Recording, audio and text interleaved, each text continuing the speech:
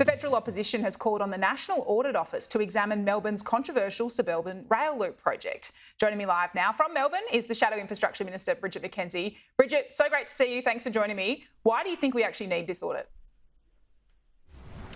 Yeah, great to be with you, Trudy. Merry Christmas, Happy New Year to everybody.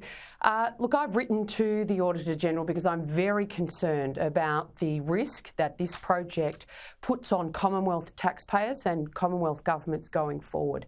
The Labor Party federally has signed us up to $2.2 billion to a project that has had more red lights flagged than can be believed. The Victorian Ombudsman, the Victorian Auditor-General, leading economists such as Chris Richardson have all said this project doesn't stack up. And so I believe the Auditor-General needs to assess its merits so that we can understand the risk it poses to future Commonwealth budgets, because at the moment, federal Labor is just signing a blank cheque for Jacinta Allan and the Labor Party down here on a project that on any available public data doesn't stack up. The Prime Minister did take this commitment to the election, though. Essentially, he has a mandate for this. The Commonwealth's contribution so far is much more limited compared to the state government, around $2.2 billion.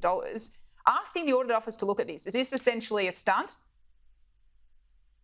Not at all, Trudy. Everyone thinks $2.2 billion these days is not a lot of money. It actually could build dozens of childcare centres, 6 new hospitals. I could go on and on with how the Commonwealth could use $2.2 billion better than it has.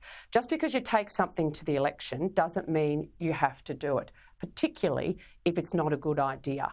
And I've been very concerned since the election that the government has refused to put this project through a due diligence process on behalf of Commonwealth taxpayers. They ruled this project explicitly out of their infrastructure review that took them, that 120 odd days to complete. They also made moves in the Senate in that last week of Parliament to make sure that Infrastructure Australia didn't have to actually examine this project because of its size. And so at every step of the way, they've shielded this project from adequate scrutiny.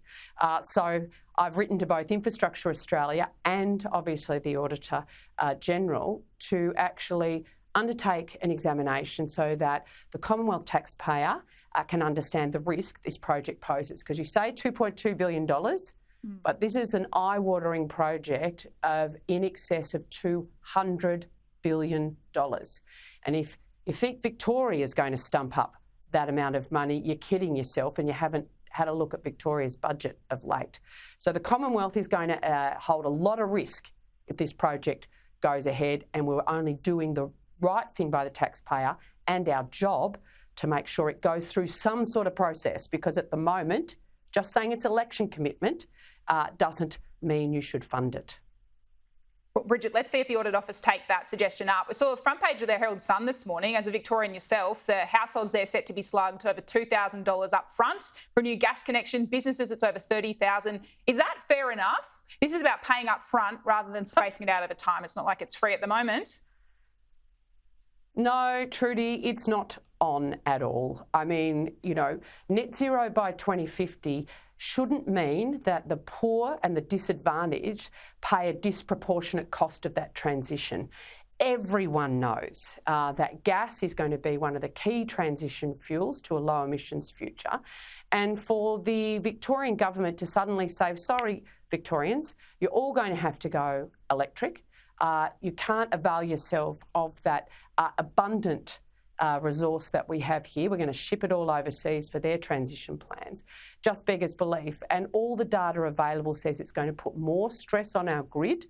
So what are you going to do when brownouts and blackouts occur here in Victoria as a result of that additional stress? Because the state government hasn't made sure that whilst they're withdrawing gas, that there is actually enough renewable energy in the system to take that uplift. So I think it's a really poor decision, and all the data shows it's going to negatively and disproportionately impact the poor, the disadvantaged and renters out there in Victoria, millions of them. And right now, at a cost of living crisis, I think it's just appalling decision.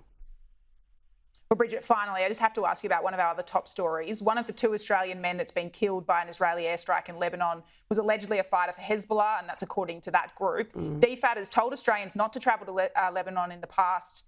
Are we seeing the tragic consequences of what happens if you do go there, or should Israel have been more careful in what targets it chose? Well, I think you're entering a war zone, and that is why DFAT gives very strong and clear advice to Australians about travelling to these types of areas and within these types of situations. Look, we don't know the full details of what actually occurred and what level of involvement these individuals had with the conflict. That will come out over time.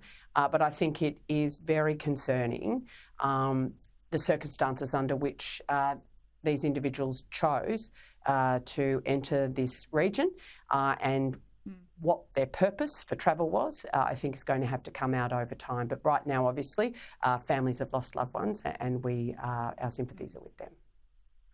Yeah, we should be getting an update later this morning from the Attorney-General, Mark Dreyfus, so we'll bring that to our viewers. Bridget McKenzie, thanks so much for your time. Much appreciated during this normally quiet period between Christmas and New Year.